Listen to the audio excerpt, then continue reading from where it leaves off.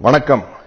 9 வருடங்களுக்கு முன்னால் காவிரி நதிநீர் பிரச்சனையின் போது கர்நாடகாவில் தமிழர்கள் தாக்கப்பட்டார்கள். தமிழ் படங்கள் திரையிடுவதை நிறுத்தச் சொல்லி ஆர்ப்பாட்டங்கள் நடைபெற்றன. அதற்கு கண்டனம் தெரிவிக்கும் வகையில் தமிழ் திரையுலகின் சார்பில் நடைபெற்ற கண்டன கூட்டத்தில் பலரும் ஆவேசமாக பேசினார்கள். அவர்களில் நானும் ஒருவன். அதற்கு எதிர்வினையாக என்னுடைய கொடும்பாவி உருவ பொம்மைகள் கர்நாடகாவில் எரிக்கப்பட்டன.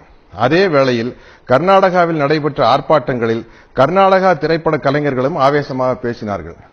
அப்படி நான் பேசிய போது என்னுடைய சில வார்த்தைகள் கன்னட மக்களின் மனதை புண்படுத்தியதாக அறிகிறேன். நான் கன்னட மக்களுக்கு எதிரானவன் அல்ல.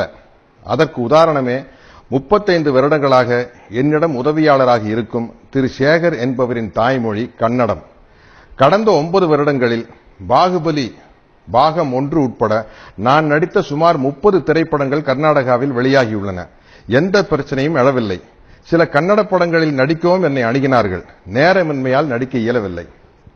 9 வருடங்களுக்கு முன்னால் நடந்த அந்த கண்டன கூட்டத்தில் நான் பேசிய அந்த வீடியோ பதிவை யூடியூபில் பார்த்ததாலும் நான் பேசிய சில வார்த்தைகளால் கன்னட மக்களின் மனம் புண்படுவதாக அவர்கள் கருதுவதாலும் அந்த சில வார்த்தைகளுக்காக 9 வருடங்களுக்கு பிறகு நான் கன்னட மக்களிடம் என் மனப்பூர்வமான வருத்தத்தை தெரிவித்துக் கொள்கிறேன். எனக்கு ஆதரவாக குரல் கொடுக்கும் தமிழீழ உறவுகளுக்கும் தமிழக மக்களுக்கும் என் நலம் விரும்புபவர்களுக்கும் என் மீது வருத்தம் கொள்ள வேண்டாம் என்று கேட்டுக்கொள்கிறேன். அவர்களுக்கு ஒரு சிறிய விளக்கம். பாகுபலி என்ற மிகப்பெரிய படத்தின் ஒரு மிகச்சிறிய தொழிலாளிதான் நான். என் ஒருவனுடைய செயலின் பொருட்டு சொற்களின் பொருட்டு பல ஆயிரம் பேர்களின் உழைப்பும் பணமும் விரயமாவதை நான் விரும்பவில்லை. அது மட்டுமல்லாது கர்நாடக மாநிலத்திற்கு பாகுபலி 2ஆம் பாகத்தை வாங்கிய விநியோகஸ்தர்களும் திரையரங்கு உரிமையாளர்களும் பாதிக்கப்படாமல் பாதுகாக்கும் கூடுதல் பொறுப்பும் எனக்கு உள்ளது என்பதை தயவு செய்து புரிந்து கொள்ள வேண்டும் என்று கேட்டுக்கொள்கிறேன். அது இன்றைய ட்விட்டரில் இயக்குநர் திரு ராஜமௌழி அவர்கள் கூறிய விளக்கத்தின் மூலம் இன்றைய ட்விட்டர் பதிவில் ராஜமௌழி அவர்கள் கூறிய விளக்கத்தின் மூலமாக தெளிவாக தெரியும். ஆனாலும் இனிவரும் காலங்களில் தமிழீழ மக்களின் பிரச்சனையாக இருந்தாலும் சரி, காவிரி நதிநீர் பிரச்சனையாக இருந்தாலும் சரி, விவசாயிகள் பிரச்சனையாக இருந்தாலும் சரி, தமிழக மக்களின் நலம் சார்ந்த அனைத்து நியாயமான பிரச்சனைகளுக்கும் தொடர்ந்து குரல் கொடுத்துக் கொண்டுதான் இருப்பேன் என்பதை தெள்ளத் தெளிவாக கூறிக்கொள்கிறேன். இப்படி நான் கூறுவதால் இந்த சத்யராஜை வைத்து படம் எடுத்தால் எதிர்காலத்தில் தொல்லைகள் வரும் என்று கருதும் தயாரிப்பாளர்கள் தயவு செய்து இந்த சாதாரண சின்ன நடிகனை தங்கள் படங்களில் ஒப்பந்தம் செய்ய வேண்டாம், என்னால் நஷ்டமடைய வேண்டாம் என்று மிகவும் தாழ்மையுடன் கேட்டுக்கொள்கிறேன்.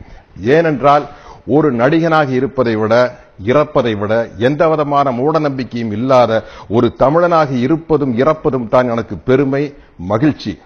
எனது மனப்பூர்வமான வருத்தத்தை ஏற்றுக்கொண்டு பாகுபலி படத்தின் 2ஆம் பாகத்தை வெளியிட ஒத்துழைக்குமாறு கன்னட மக்களை அன்புடன் கேட்டுக்கொள்கிறேன். என் உணர்வுகளை புரிந்து கொண்டு எனக்கு உறுதுணையாக நின்ற தமிழீழ மக்கள், தமிழின உணர்வாளர்கள், தென்னிந்திய திரைப்பட நடிகர் சங்கம், தமிழ் திரைப்பட தயாரிப்பாளர் சங்கம், தமிழ் திரைப்பட இயக்குநர்கள் சங்கம், தென்னிந்திய திரைப்பட தொழிலாளர்கள் சங்கம், என் நலம் விரும்பிகள் அனைவருக்கும் நான் எனது மனமார்ந்த நன்றியை தெரிவித்துக் கொள்கிறேன். என்னால் ஏற்பட்ட தொல்லைகளை பொறுத்துக் கொண்ட இயக்குநர் திரு ராஜமௌழி, தயாரிப்பாளர்கள் திரு ஷோபு, திரு பிரசாத் மற்றும் பாகுபலி படக்குழுவினர் அனைவருக்கும் எனது மனமார்ந்த நன்றியை தெரிவித்துக் கொள்கிறேன்.